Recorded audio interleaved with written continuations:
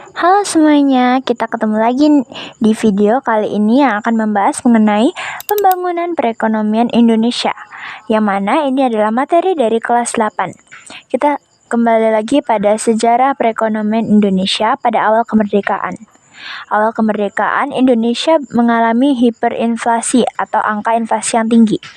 Inflasi sendiri adalah posisi di mana jumlah penghasilan sedikit tetapi harga barang meningkat, sehingga tidak terjadi keseimbangan ekonomi. Hal ini menjadi semakin rumit karena pihak Belanda memblokade ekonomi Indonesia. Blokade sendiri adalah memblokir atau menutup akses. Dalam konteks ini artinya menutup akses perekonomian Indonesia. Untuk mengatasi hal ini, Indonesia mengambil langkah dengan mengeluarkan uang rupiah Indonesia atau yang disebut dengan singkatan ORI dan uang Republik Indonesia Daerah atau yang disebut dengan singkatan ORIDA. Mendirikan Bank Negara Indonesia, melakukan diplomasi ke India dengan mengirim bantuan beras, dan mengadakan kerjasama langsung dengan luar negeri. Pada 1950, Indonesia memasuki masa demokrasi parlementer. Pada masa ini, Indonesia mengalami beban ekonomi yang sangat besar, dengan pengeluaran pemerintah yang melonjak tinggi. Hal tersebut dikarenakan adanya permasalahan politik, defisit pemerintah yang menyebabkan cenderungnya mencetak uang baru dengan meningkatkan jumlah uang.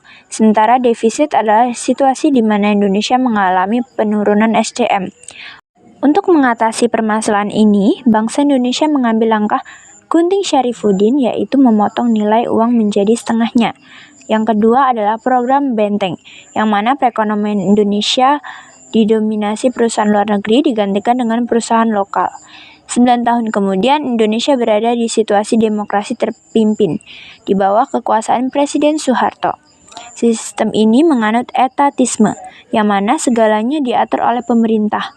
Untuk mengatasinya, pemerintah membentuk Depernas yang berganti nama menjadi Bapernas, yang mana melakukan pemotongan mata uang yang menyisakan hanya 1/10 dari mata uang yang beredar. Namun upaya ini tidak berhasil, justru meningkatkan krisis ekonomi dan rakyat melakukan demo yang menyampaikan tuntutan.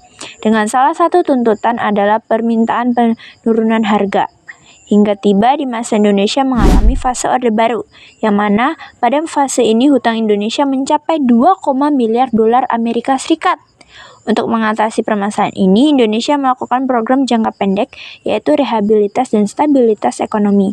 Tetapi Indonesia juga melakukan program jangka panjang dengan perencanaan pembangunan PJPT yang dilakukan selama 25 tahun dengan satu pelita membutuhkan waktu kurang lebih 5 tahun. Namun, pada tanggal 31 Maret 1994, saat pelaksanaan pelita 2 dan 6 mengalami kegagalan karena krisis ekonomi. Naasnya, pada 1997, kondisi politik dan ekonomi semakin menurun. Pada 21 Mei 1998, akhirnya Soeharto melepaskan jabatannya. Akhirnya, masa Orde Baru berhenti dan ekonomi mulai membaik. Pemerintah melakukan kebijakan lain yang bisa dilakukan dan para presiden pada masa reformasi memiliki cara masing-masing untuk memulihkan keadaan Indonesia. Dari sini kita dapat simpulkan bahwa banyak proses dan sejarah yang dialami pada masa lampau. Kita seharusnya sebagai generasi muda mensyukuri setiap berkat dari Tuhan dengan cara mencintai negara dan mau mengabdi pada negara kita. See you next time in next video.